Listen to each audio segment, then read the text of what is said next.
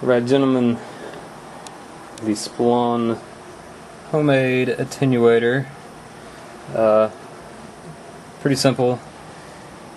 10K alpha volume pot, audio taper, a couple of guitar input jacks, and a little cap. It's an orange drop. I can't remember what the actual value is, but with and without the cap on there, it really doesn't make a whole lot of difference. It doesn't really affect the treble bleed as much as it would on an actual guitar's volume or tone knob.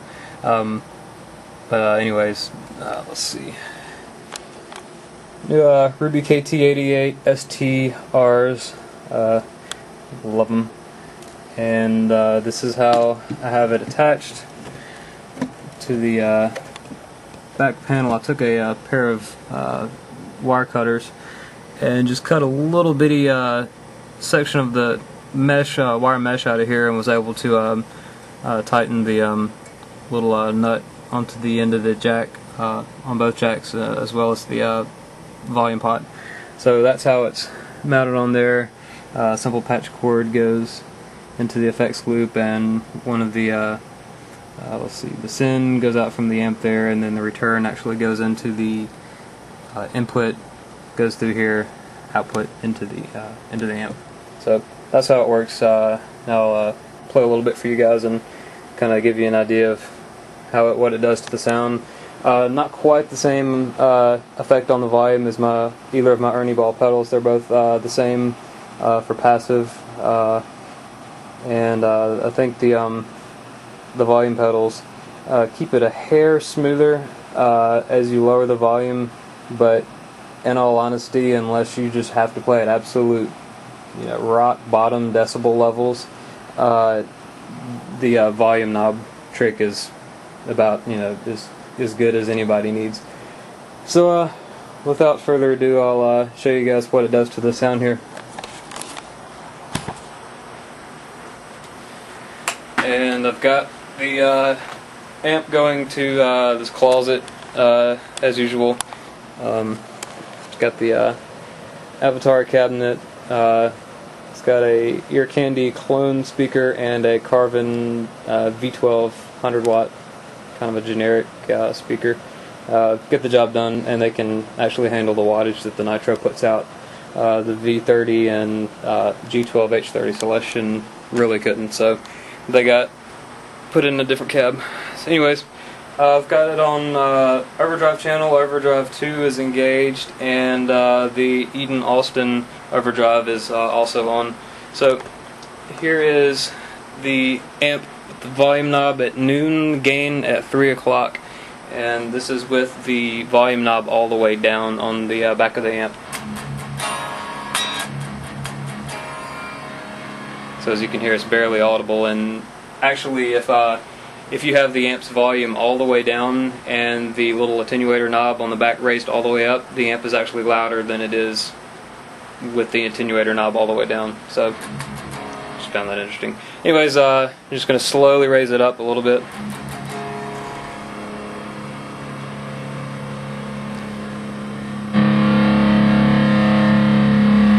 And there is a little jump in the volume there when it hits 9 o'clock.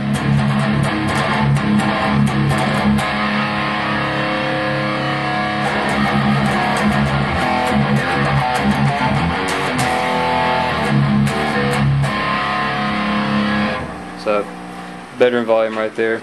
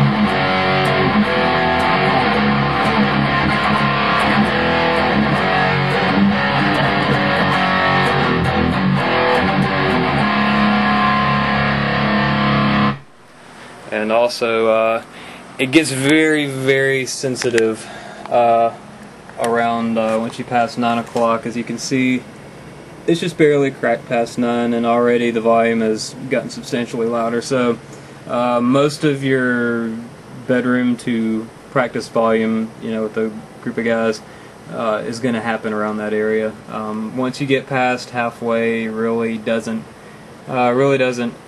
get any louder. So until I can find an answer to that, as to how to get it a bit smoother so that it's not really as touch sensitive as it is, this does, you know, good enough for me. So let's see, let's take it up to a little bit more.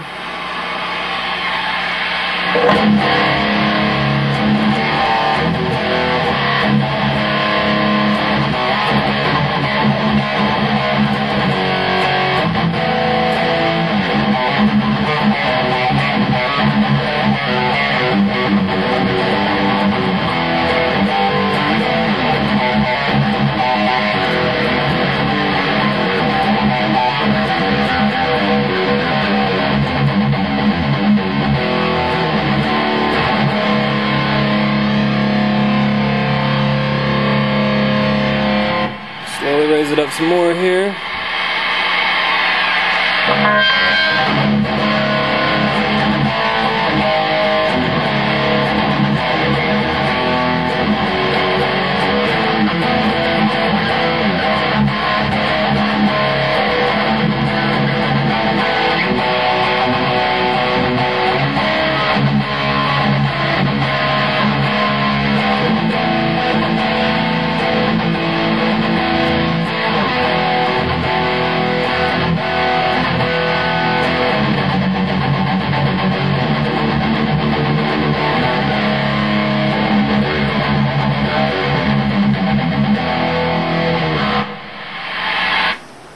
And that's about as loud as I think the neighbors will tolerate, but I can close the doors here. Get a little extra volume out of this.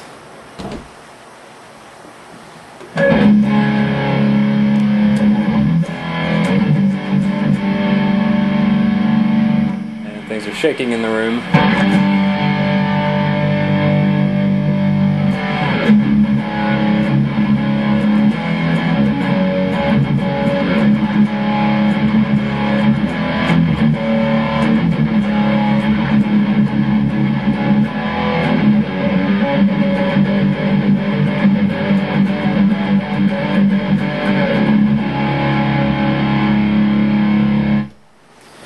And that's about the tolerance of those speakers there. I can hear them letting go, either that or the cab. Either way, this is where the volume knob has ended up. So, as you can see, unless you've got the volume lower, which let's go ahead and knock that back to about 9 o'clock there and see where we're at.